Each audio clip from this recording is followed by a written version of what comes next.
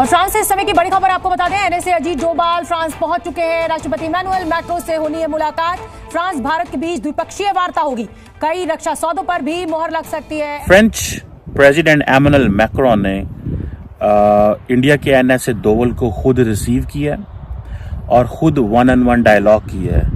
मैंने कभी नहीं देखा, मेरे ख्याल है अमेरिकन को फ्रेंच ये प्रोटोकॉल देते हैं। ये एक बड़ी डेवलपमेंट इसलिए है कि जब कंट्रीज के नेशनल सिक्योरिटी एडवाइजर कहीं जाते हैं तो उनकी मुलाकातें उनके काउंटर पार्ट से होती हैं, लेकिन उनके जाते ही वहां पर जो मीटिंग हुई है अजीत डोभाल की, वो प्रेसिडेंट मैक्रोन के साथ हुई है डायरेक्ट। देखिए, इससे क्या पता चलता है? इससे ये पता चलता है कि कहां पर पहुंचा हुआ इंडिया। लेकिन ये कभी नहीं हुआ कि फ्रेंच प्रेसिडेंट के एनएसए को खुद रिसीव करे और उसके साथ वैसे डायलॉग करे जैसे रशियन प्रेसिडेंट पुतिन ने किया। बहुत बड़े ऑप्टिक्स हैं। मोदी साहब का कोई एडवाइजर भी यूरोप के किसी कंट्री में, वेस्ट में सुपर पावर्स के पास कोई चला जाए तो उससे भी वहां का बड़े से बड़ा लीडर मिलता है। दूसरी तरफ हालात क्या हैं कि प्राइम मिनिस्टर भी चला जाए तो अगले जो हैं वो उनके पास टाइम ही नहीं होता।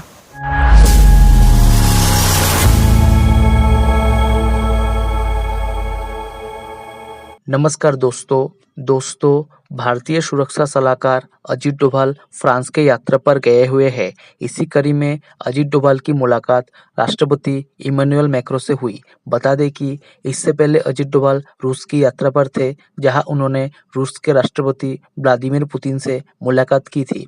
अजीत डोभाल ने इमैनुअल मैक्रों को पीएम नरेंद्र मोदी द्वारा प्रेषित की गई शुभकामनाएं दी। साथ ही अजीत डोभाल ने दोनों देशों के बीच हॉरिजॉन रोड मैप 2047 को लागू करने की प्रतिबद्ध जताई। अजीत डोभाल संग मुलाकात के दौरान इमैनुअल मैक्रों ने दुनिया में शांति लाने के लिए पीएम नरेंद्र मोदी के प्रयासों की सराहना की। साथ ही उन्होंने पीएम मोदी को वैश्विक चुनौतियों को हल करने की उनकी कोशिशों को भी बेहतर बताया। बता दें कि अजीत डोभाल और फ्रांस के राष्ट्रपति के बीच हुई इस मुलाकात के दौरान दोनों ही देशों को राजदूत समेत कई शीर्ष अधिकारी भी वहां मौजूद थे। बता दें कि इस दौरान अजीत डोभाल ने फ्रांसीसी राष्ट्रपति के राजनयिक सलाहकार इमैनुअल बोने के साथ रणनीतिक वार्ता भी की। इस बातचीत में दोनों ही देशों ने साइबर सुरक्षा से लेकर अंतरिक्ष के क्षेत्र में आपसी सहयोग और विश्वास को मजबूत करने पर बल दिया। वहीं फ्रांस के सशस्त्र बल मंत्री सेबेस्टियन के साथ भी अजीत डोभाल ने प्रतिनिधिमंडल स्तर की गहन चर्चा की। बता दें कि इस बैठक में सेबेस्टियन से उभरते हुए भू राजनीतिक हालातों पर अपने विजन को भी अजीत डोभाल ने साझा किया।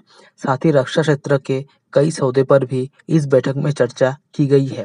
दोस्तों, वही दूसरी तरफ पाकिस्तानी मीडिया ये चर्चा कर रही है कि जिस तरीके से फ्रांस के राष्ट्रपति इमैनुअल मैक्रों ने अजीत डोभाल से मुलाकात की, इसे देख पाकिस्तानी मीडिया को जलन हो रही है और ये कह रहे हैं कि हमारे प्रधानमंत्री को भी इस तरीके से फ्रांस के राष्ट्रपति नहीं मिलते हैं। चलिए दोस्तों, इसी पर आगे पाकिस्तानी मीडिया के रिएक्शन देखते हैं। फ्रेंच प्रेसिडेंट इमैनुअल मैक्रोन ने इंडिया के एनएसए डोभाल को खुद रिसीव किया और खुद 1-on-1 डायलॉग किया है। मैंने कभी नहीं देखा फ्रेंच हिस्ट्री के अंदर, ये बड़ा कम हुआ होगा। मेरे ख्याल है अमेरिकन को फ्रेंच ये प्रोटोकॉल देते हैं कि अमेरिकी secretary of state Antony Blinken जो हैं वो शायद फ्रेंच प्रेसिडेंट से मिल सकते हैं।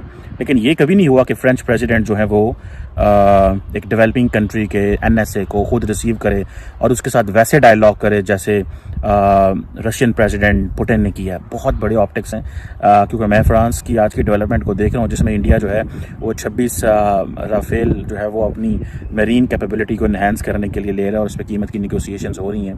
बहरहाल वो जारी बात है, एनएसए तभी जाती हैं जब निगोसिएशंस हो जाती हैं and all that. But any Doval साहब का मिलना है, फ्रांस जाना जो है, ये एक अमेरिका को भी सिग्नलिंग है। बड़ी सीधी सिग्नलिंग कर रहे हैं अमेरिकन को इंडियंस, और वो सिग्नलिंग यही कर रहे हैं कि भाईजान ए बंदा साडा, ए वज़ीर आज़म मोदी का बंदा, एनएसए डोभाल वज़ीर आज़म मोदी का बंदा है। देखो पेरिस में उसको इमैनुअल मैक्रोन वेलकम कर रहा है, न्यूयॉर्क में तुस आए दे कड्डे ने वारंट कड्डे।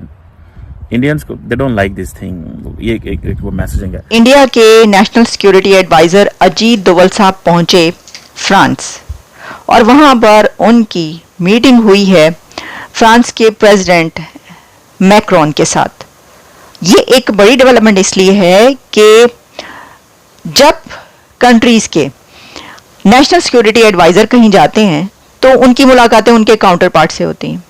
उनकी भी मुलाकात हुई होगी या होनी है काउंटर पार्ट के साथ, लेकिन उनके जाते ही वहां पर जो मीटिंग हुई है अजीत डोवल की, वो प्रेसिडेंट मैक्रोन के साथ हुई है डायरेक्ट।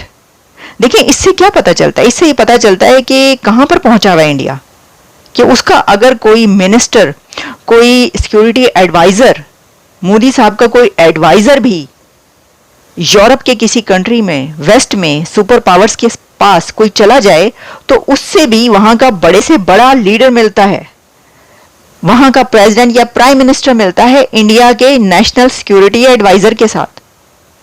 दूसरी तरफ हालात क्या हैं कि प्राइम मिनिस्टर भी चला जाए तो अगले जो हैं वो, उनके पास टाइम ही नहीं होता, या कोई छोटे मिनिस्टर्स या वो मिल लेते हैं।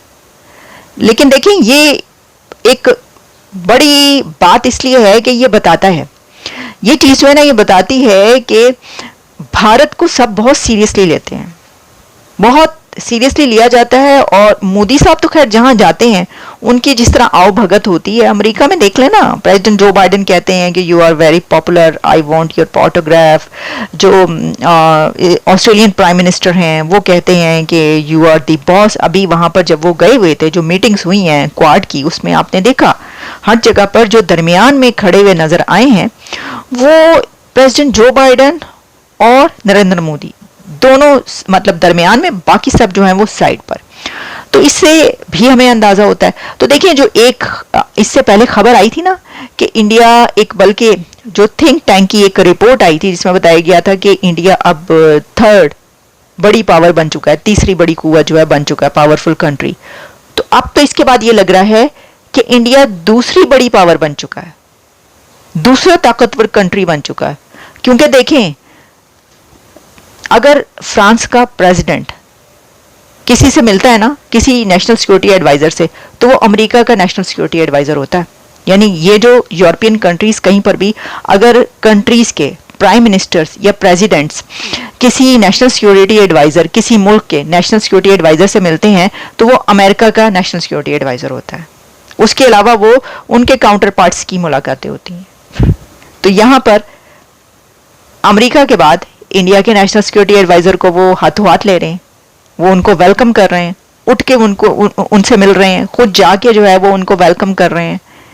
तो इससे क्या पता चलता है कि या तो अमेरिका के जो सिक्योरिटी एडवाइजर है उससे बातचीत होती है प्रेसिडेंट और प्राइम मिनिस्टर की, या फिर जब इंडिया के जो जाते हैं उनसे बातचीत होती है। ये तो देखें आपके सामने, अब ये सिचुएशन ऐसी, इस पर यही कहना पड़ेगा। और क्या वजह, आप इंडिया कहीं पर भी जाता है, देखे ना, उनके डॉक्टर जयशंकर हों, वो जहाँ पर भी जाते हैं वहां पर हम देखते हैं बड़े से बड़े एग्रीमेंट्स होते हैं।